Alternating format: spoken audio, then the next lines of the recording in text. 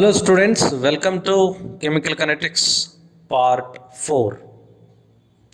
So let us begin this part with a very interesting concept called as pseudo first order chemical reaction. As you know that pseudo means it is a false first order reaction. Means in reality it is a higher order reaction other than first, and by varying experimental conditions we are going to bring it to first order. So let us see how to bring any higher order reaction to the first order.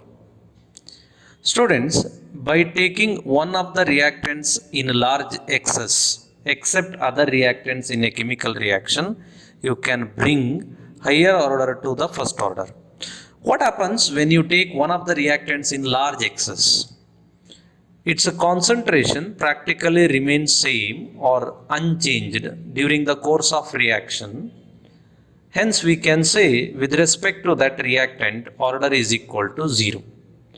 And we need to consider only the reactants which are present other than the reactant which is present excess to calculate order. By doing this, we are going to reduce order of higher reaction to first order or lower order. So let us understand this with the help of example.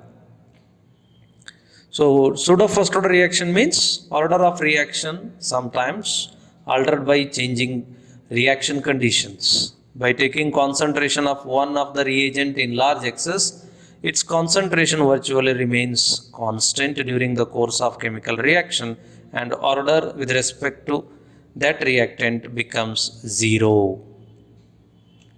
For example, acid catalyzed hydrolysis of ester or particularly ethyl acetate or even sucrose, they come under pseudo first order reaction. So I have taken ethyl acetate, I am going to carry out hydrolysis. Hydrolysis means it is a chemical reaction with water. So when ethyl acetate undergoes hydrolysis in this acidic medium, it forms acetic acid and ethanol as the product.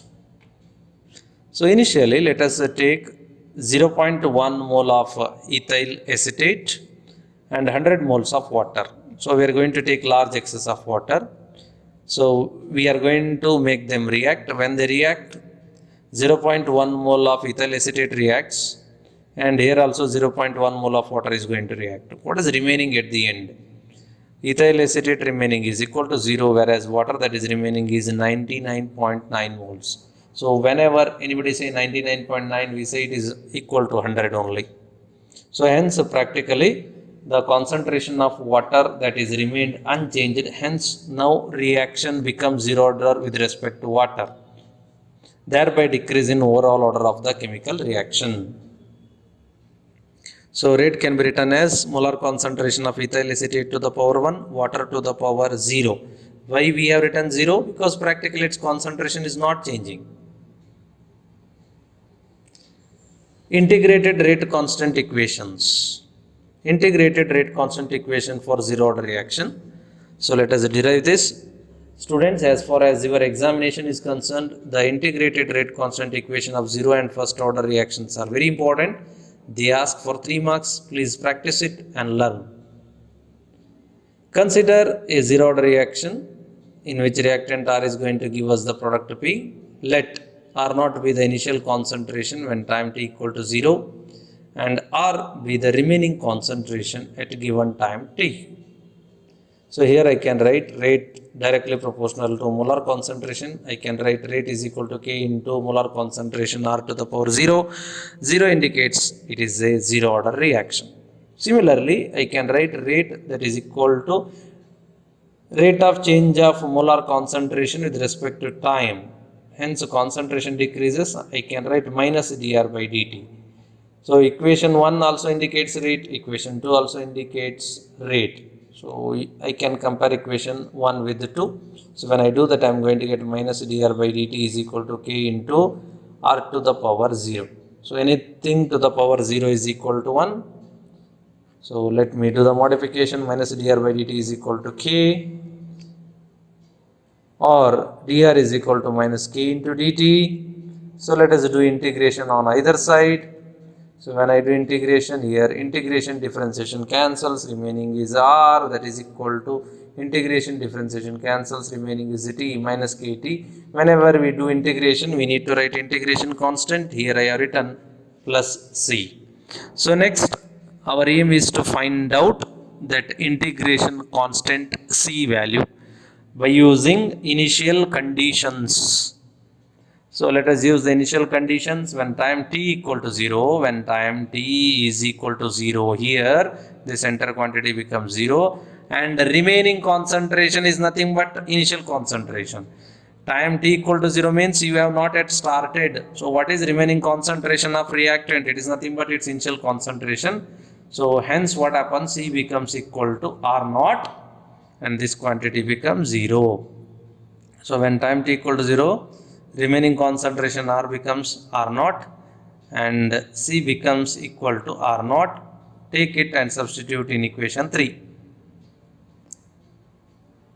So when I substitute that in equation 3, I am going to get R is equal to minus Kt plus R naught. Let us do the small rearrangement. Take minus Kt to the left hand side, it becomes plus Kt, that is equal to R naught minus R, correct?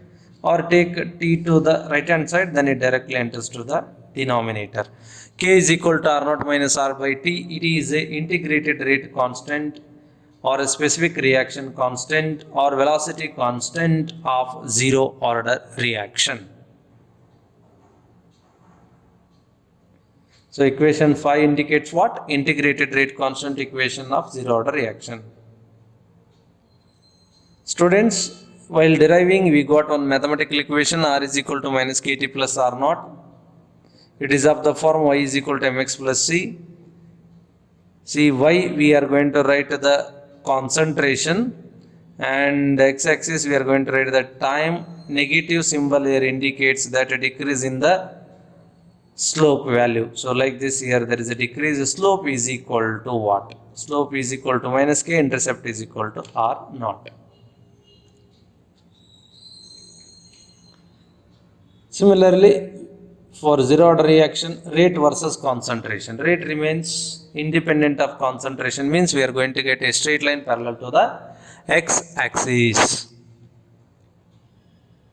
Half-life period of a reaction. First of all, let us see what do you mean by half-life of a reaction or half-life period of a reaction.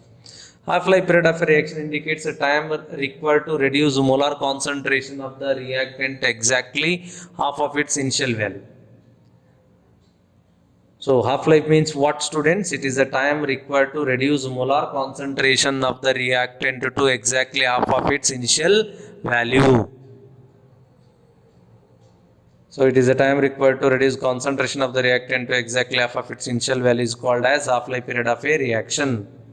It is indicated by T half. Now let us see half-life of zero order reaction. So integrated rate constant equation for zero order reaction, we have K is equal to molar concentration R naught minus R by, that is the T. When at time T becomes equal to T half, the remaining concentration R becomes equal to R naught by 2. Let us substitute in equation number 1. So we are going to get R naught minus R naught by 2 divided by T half. So let us simplify this. Let us take R naught outside, 1 minus half divided by T half we get. Or in other words, I can say that T half is equal to R naught divided by 2K. This is a final equation, very important equation to solve numerical questions of zero order. So half-life period of a zero order reaction is directly proportional to molar concentration of the reactant. So once again, half-life period is directly proportional to what? Initial molar concentration of the reactant R naught. Suppose if I draw a graph of T half versus initial concentration R naught, as initial concentration R naught increases, T half also goes on increasing, hence we get a straight line passing through the origin. And slope here is equal to 1 by 2K. Now let us see, students, integrated rate constant equation of first order reaction. Let us consider a hypothetical reaction where reactant R is going to give us the product. Let R naught be the initial concentration of the reactant when time t equal to 0 and R is the remaining concentration of the reactant at any given time t. So rate is equal to K into molar concentration R to the power 1. Similarly, rate is equal to minus dr by dt. That let us call that equation number 2. So equation 1 and 2 both are rate only, hence we can equalize them.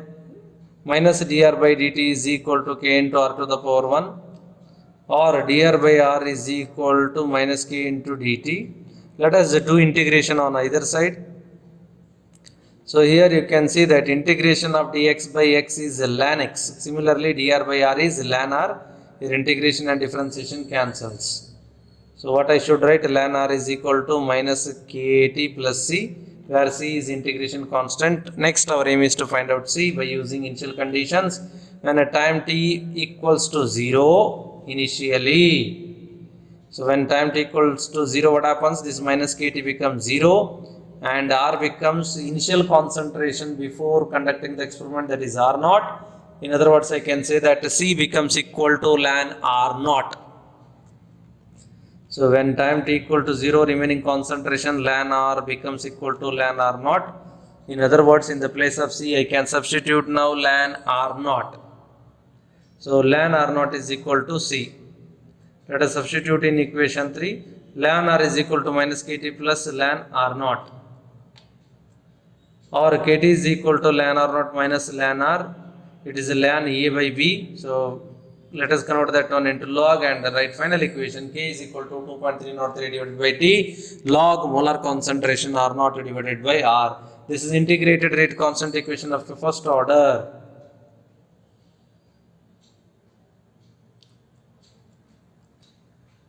From first order we have ln R is equal to minus kt plus ln R naught. It is of the form y is equal to mx plus c.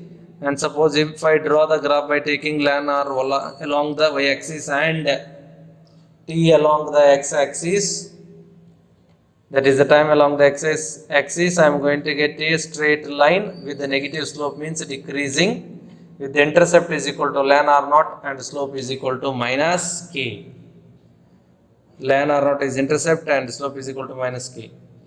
Now let us write k is equal to 1 by t ln R naught by R. Ln R naught by R is equal to kt. This is of the form y is equal to mx. So let us take ln R naught by R along the y-axis and time t along the x-axis. We are going to get a straight line passing through the origin. And the slope of this is equal to k. Similarly, we have k is equal to 2.303 divided by t log R naught by R. Let us draw the graph. Log R naught by R versus kt by 2.303. Once again, this is of the form y is equal to mx. There is no c. So hence, if I draw the graph by taking log R naught by R along the y-axis and time along the x-axis, I am going to get slope that is equal to k divided by 2.303. So this is the straight line I am going to get with the slope is equal to k divided by 2.303. Half-life of first order reaction. For first order reaction, we have k equal to 2.303 divided by t log molar concentration R naught by R. When a time t tends to t off, the remaining concentration R tends to be R naught divided by 2. So we have k equal to 2.303 divided by t of log R naught by R naught by 2. So hence k becomes equal to 2.303 divided by t of. So here you can see students R naught is going to cancel. So directly enters to the numerator, that is 2. So log 2 is 0.3010. So 2.303 into 0.3010 divided by t of, that becomes 0.693 divided by t of. So this is called integrated rate constant equation of first order reaction corresponding to its half-life period, or half-life of first order reaction is independent of initial concentration of the reactant in the case of first order.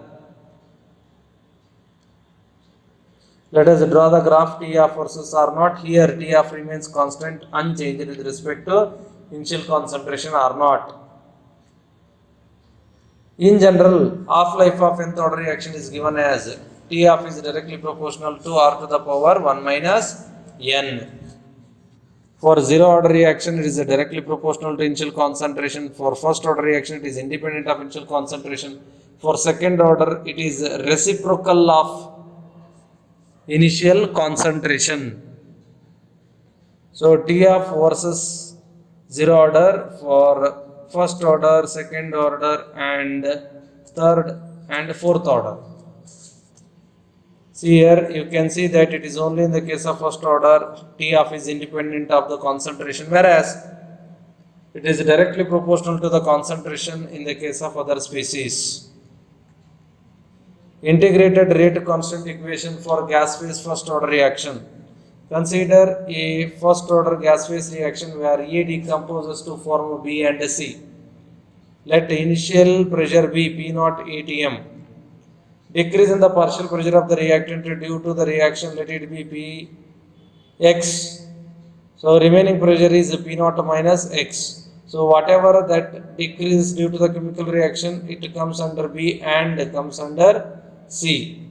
So here total pressure of gaseous mixture after time T is equal to Pt is equal to P0 minus X plus X plus X. So we added these four values. So remaining is P0 plus X. Here X and X cancels, remaining is Pt is equal to P0 plus X, or X is equal to Pt minus P0. Now partial pressure of A after time T is equal to P0 minus X. That means P0 minus, inside the bracket, Pt minus P0. In other words, I can say it is equal to 2P0 minus Pt. So we have equation 2.303 divided by T log R0 by R. So initial pressure is P0. After reacting, the remaining pressure is 2P0 minus Pt. Thank you, students.